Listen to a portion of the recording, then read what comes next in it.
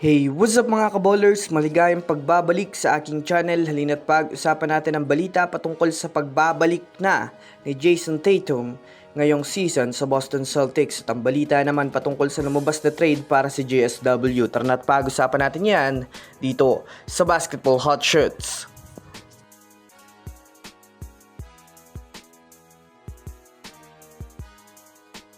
Una nga muna tayong dumako mga kaballers sa balita patungkol sa pagbabalik na ni Jason Tatum ngayong season. Well, alam naman nga natin na wala sa pagiging contender ang team ng Boston Celtics dahil na rin naman sa bukod na tagilid ang kanilang standings ngayong season sa East ay wala pa nga po ang kanilang superstar na si Jason Tatum dahil na rin naman sa tinamo nitong injury ng nakaraang season sa playoffs pa mismo.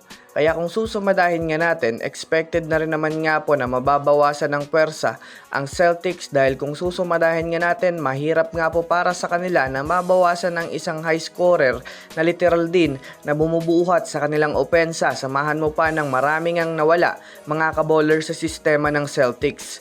Holiday, Horford at Porzingis. Sa pinakabagong impormasyon nga po na lumabas ngayon, ibinalita na nga po na magbabalik na si Jason Tatum sa Boston Celtics ngayong season base sa inilabas na impormasyon ni Chris B. Haynes. Ayon sa kanya, mayroon na nga daw 61% na makakabalik na si Tatum dahil sa gumaganda na rin naman nga daw ang pangangatawan nito at paunti-unti nang naibabalik ang kanyang kondisyon sa kanyang mga solo practice game na ginagawa. Kaya isang magandang balita ito para sa team ng Boston Celtics. Samantala, pumunta naman tayo mga kaballers sa balita patungkol sa lumabas na trade sa JSW.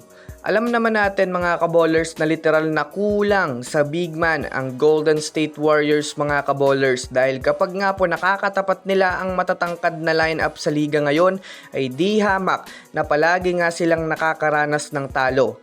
Sa ngayon nga po mga kaballers ay hirap ngang manalo ang Warriors ngayon sa kanilang mga nagdaang laro. Kaya sinasabi na ang pinakakailangan nga talaga mga kaballers kayo ng GSW ay yung big man. Yes mga kaballers, kung susumadahin nga natin palaging talo sa rebound ang Warriors at isa na rin ito sa mga nagiging dahilan ng Warriors kung bakit palagi silang naa-upset sa laro. Base nga sa lumabas na trade rumors ngayon, itinutulak nga po mga kaballers na magkaroon ng trade ang Clippers at ang Warriors sa big man. Yes mga kaballers, Al Horford para sa Clippers, Brook Lopez naman para sa GSW.